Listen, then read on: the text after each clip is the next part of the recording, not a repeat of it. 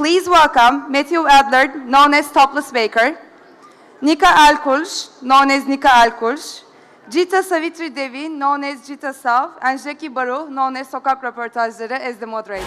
Welcome.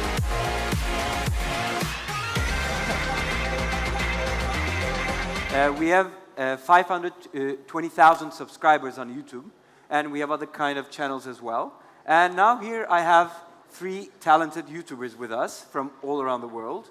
So why don't we start with introducing yourself? So my name's Matt Allard. I'm from England, a small little town called Norwich.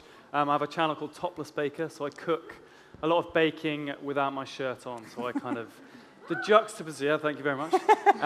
The juxtaposition between really unhealthy cooking, like cakes and sweets and macarons, and then I have my shirt off and I do it topless. Hi, I'm Nika. I'm from Slovenia, and I started YouTube when I was 15. And I started with kind of beauty and fashion, the typical teenage girl topics.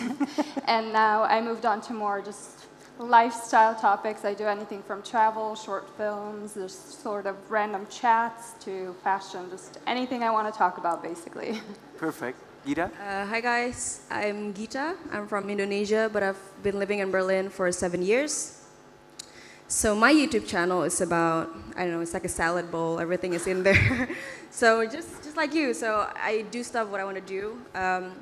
Mostly I talk about my life as a Muslim, as a student. I think many Indonesians are really curious about that, so that's what I'm sharing to them. And you live in Berlin, right? Yeah, it's kind of random, right? I know. But you're traveling as well. Yeah, kind of. Perfect. And, well, as the name suggests, what we do is we go on a street and ask a random question, and we do it in 5 different cities in Turkey, and now in Estonia and in Spain as well. So in 7 different cities we do interviews, and then we bring them together and we post them on YouTube. So most of the brands in Turkey are introduced to YouTube in the last couple of years, maybe 2 or 3. And they're still very brand new for them. I mean, YouTube is very new for them. So what are the differences of YouTube when compared to other social media like Facebook, Instagram, Twitter? What would you say? I feel like YouTube, at least for me, it's a lot more personal. I feel like it's easier to connect with your audience, for your audience to get to know you. If I had just Instagram or just a blog, I feel like it would be harder for them to kind of understand what I'm about. So yeah, I feel like YouTube is the easiest when it comes to sharing your stories and for people to get you. So yeah. Yeah, I agree. I think it's all about community. It's a really big community platform. I think the fandom on there is kind of really wild. You connect with people all over the world. I mean, we probably all look at our channels. You've got people in South Africa, you know, Istanbul, like all over the world that you'd never even think you'd connect with. And I think it's also a great platform for really high production value of content. You know, a lot of Facebook, Instagram, Twitter, you don't have necessarily as much creativity or room to be creative, whereas on YouTube you can go crazy and create films basically on your YouTube channel. Yeah, I totally agree. Because, for example, we see Twitter or a blog, it's mostly words. And maybe there's some things that you can describe with words, but also there's something you can describe with videos, with audios. I think YouTube really completes all that, so that in my case, I can really share what I live every day completely, and I can talk about things. So yeah, it's a complete platform, so to say. Yeah, and I feel like as far as the audience goes, I feel like the audience on YouTube kind of feels like you're their friend, which I feel like is different on Instagram or if you have a blog or Twitter. So yeah, I think that's really nice. It's easier to connect. Yeah, what I would add is being vulnerable. You can be vulnerable on YouTube because on Instagram you put the best picture, right? I mean, the one that you look the greatest. But on YouTube you share everything. I mean, you're naked. Literally, yeah. And that's good. Yeah, that was, thank you. I think being vulnerable is like being naked, but maybe not necessarily physically naked, but I think it's courageous, I think, right? Yeah, I mean, I think we were kind of talking about it yesterday. I think you really open yourself up to a lot of hatred almost. People kind of hide behind, you know, internet user 123, and they'll be like, you are the ugliest person in the world, and your cakes are awful. And you're like, wow, like I'm just trying to share like my passion. I'm not doing this to be a multi-billionaire, and you know, I'm doing this because I really enjoy, for me, cooking. I really enjoy, you know, teaching people how to cook, and some people just unleash on you, and you're like, I'm just trying to have some fun, like just calm down a little bit. So I think that's tough, and I think I take criticism quite badly. I'm just like, I want to write back with a really aggressive message. You know, I like to give it back to them as good as they give it to me. So I just, you know, it is hard. It's hard to take, I think. I think you made a video about that, right? Yeah, so YouTube, basically Google and Vice Media, they created a program called YouTube's Creators for Change. So they selected 27 fellows, like YouTube creators from all over the world, to talk about the social issues. One of them is hate speech. There's also extremism. So yeah, I love that YouTube really supported us 100% when it comes to financial, when it comes to idea. They really led us to utilize our creativity and also our subscribers to be able to spread this words, you know, positivity. That's really great. Nika, you focus on mental health as well, right? Yeah. You shared that you're going to therapy, and you share everything about yourself, right? All of my emotional issues, yeah. I remember, yeah, you were, in your video I saw that shoes. How do you put a line between your subscribers, followers, and yourself? Because they influence you as well. I mean, we're an influencer, we are all influencers, but our subscribers shape what we do. But there's a boundary there, and how do you put that? Well, for me, it was really hard to kind of figure out where my boundaries are. I figured it out by crossing them constantly. So now I just, before I post something, I'm just like, would I want just a random man on like the bus station to see this or not? Do I really want him to see me like cry and have an emotional breakdown? Probably not.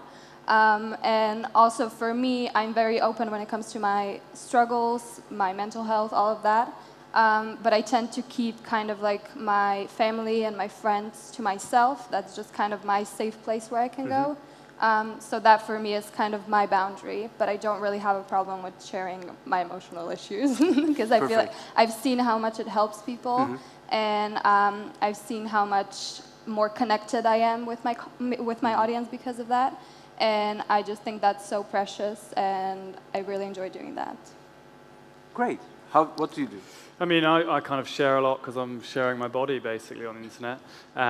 So I think when I started, it was very much like there was Topless Baker and there was Matt, and I kept Matt very separate. And I had this brand, Topless Baker, and I cooked or whatever, and I didn't really interact as much. But with Instagram stories, with Snapchat, I've kind of moved into vlogging and kind of telling people about my life, and that's kind of blurred the two, and that was tough initially, just to be like, how do I merge Matt and Topless Baker as one, and kind of tell people that I've got a dog and this is my family, and I found that hard, but I quite enjoy it as well to see people's reaction, like, oh, I really want to see like where you live or your new house, or they love our cats. Oh yeah, love the dogs.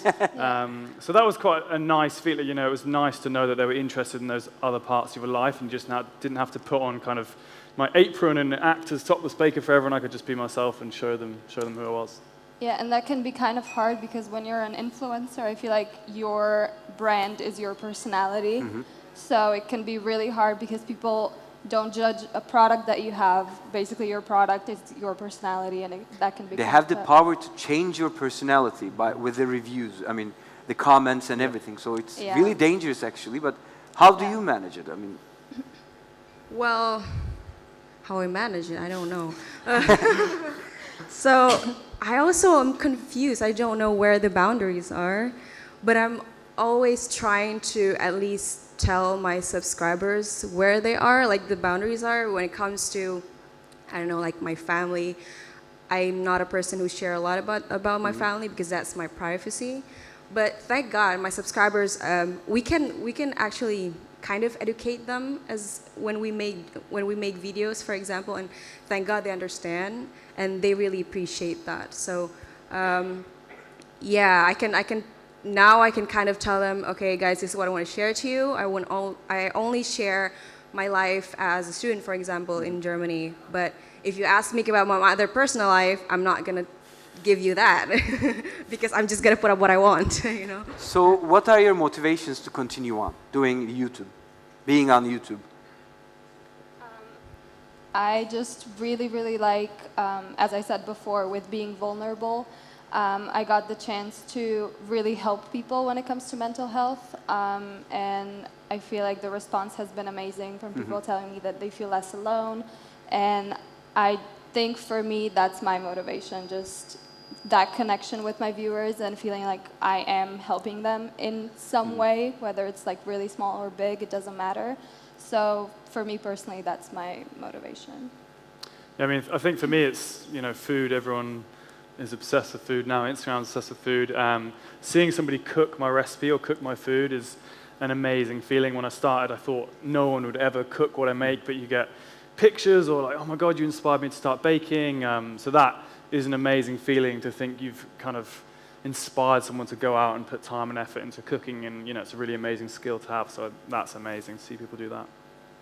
So for me, it's similar to both of you guys because first I started YouTube because you know, Indonesia is one of the biggest, like the highest internet users in the world. I think comes fifth. It's crazy. But not all of them are exposed to diversity. You know, all of them are exposed to multiculturalism when it comes to, you know, living outside the world. None of us have the opportunity, right? So to be able to actually inspire them and motivate them then that, you know, a girl from Indonesia to move to other country at the age of 18, it's not impossible. You can actually do that. And by traveling, you can see the other side of the world, and it is not impossible. I mean, I don't come from rich family, but I'm alive now. I'm able to survive. I can move, so you can too. So to actually hear people or to actually see people send me messages like, Gita, you inspire me to travel, you inspire me to do this and that as a Muslim, as a woman, as a young girl from Indonesia, thank you for that. And that makes me happy. That helps me to sleep at night better, to know that, Gita, you did good, you did well, you know, that really helps. So what we do is, normally on social media, we see what we want to see, right? We're exposed to things that we like, we comment, we follow. With street interviews, we go on the street and ask random people, and we're objective, as objective as possible. So we bring the reality to social media. It's like creating a bridge. So it really motivates us in that sense. And also we have a men's channel as well. In Turkish, it's Erkek Kanalı. You can follow it, please. We really feel the same thing, because when you open up yourself and be vulnerable, you really feel that you're reaching out and touching them in one way or the other. So, final question will be like, I think we have time. Not much. What would you suggest to brands who are planning on investing on YouTube? I think that you should definitely listen to the YouTuber because they know their audience the best, and it doesn't work like the standard old media. It doesn't work like that. I see brands sending me just like scripts of what I should say. I'm like, this is not gonna fly with me. That's not gonna work. I know my audience. They're just gonna click out of the video or tell me that I'm a sellout and not check out your brand. And I just think that doesn't work. So definitely listen to the YouTuber. They know their audience the best.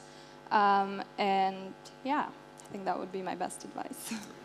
I would say views can be quite tough. A brand will come and we want 100,000 views. And it's hard as an influencer. It's hard to guarantee views because you don't know each week what's going to happen. But I think when you're working with an influencer on YouTube, you need to look beyond just a KPI of we want views, because you're buying that person and kind of their engagement with their audience and the association, the halo effect of working with them. So I think looking at the hard number of views is quite a narrow view of working with a YouTuber. You need to look at beyond that and kind of the added benefits you get of working with you. Okay. Oh, it's working. Yours now. working. I also think for brands, it's a lot more beneficial to do long-term collaborations with YouTubers. I've seen that work a lot better than just one sponsored video because you can really tell that a YouTuber really enjoys that product. So yeah, that's also a good thing. That's actually a good point because actually many of the YouTube, YouTube viewers, they're really sensitive when it comes to sponsored content. It's like, it's sponsored. It's not genuine from your heart. Yeah, that's a good idea. And also, the one thing that you said, I really agree. I really hope that the brand can respect our idealism, our views when it comes to creating content. Because I've worked with brands that didn't know who I am until they asked me to do some content for them. Exactly.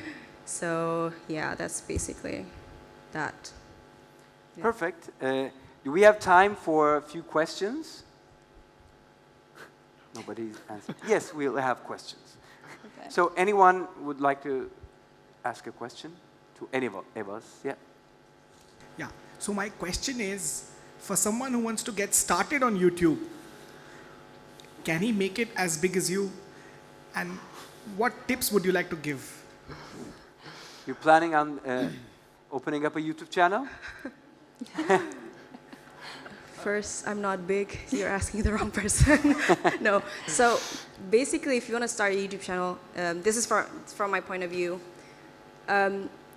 Don't make money or anything as the main reason you start a YouTube channel, because that maybe it's not wrong, but I don't think it's right as well, because making a YouTube channel is not just about you with your camera and then you record whatever you're doing. It's more than that. I mean, you have to think about the content, brainstorming, and then after the video is done, you have to think about the editing and stuff. If you're not passionate about it, I think you'll be stopping. I don't know, you won't continue doing YouTube, I guess. So you really have to know exactly which content will make you keep going, I guess. So which content that you're passionate about and you're making the content out of it. So yeah, that's for me. Yeah, if I started right now, I would definitely do a little brainstorm session, and because there's so many creators on this platform now, I feel like it's a lot harder to get big now than it was when maybe I started.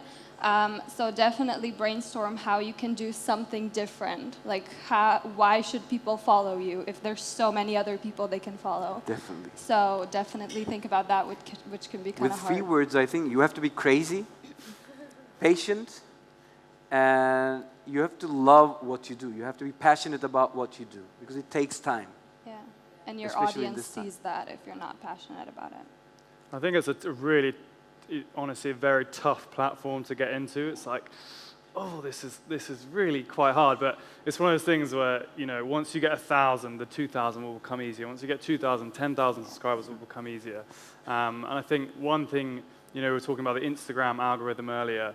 I think YouTube as well is, really tough for creators because of the way their algorithm is always changing. So, 1 week your video might be smashing it, but then because of there's some change, your video reaches a fewer number of people, so that can be quite demotivating because you're like, oh, I've just put as much effort into that video as I did before, but now YouTube served it to less people, so you kind of just need to roll with the punches and keep going. Especially if you get more exposure, and then people will start, a lot of people will start looking at your channel, your videos, you'll start getting a lot of hate comments, and that will demotivate you even more. So yeah, it is a hard platform, but if you're passionate about it, I think you will keep going. Read the good comments. Read a good comment. Not Or the bad don't ones. read at all. So, thanks a lot. Thanks for having us here, and thanks for joining. So, thank you. Thank you so much.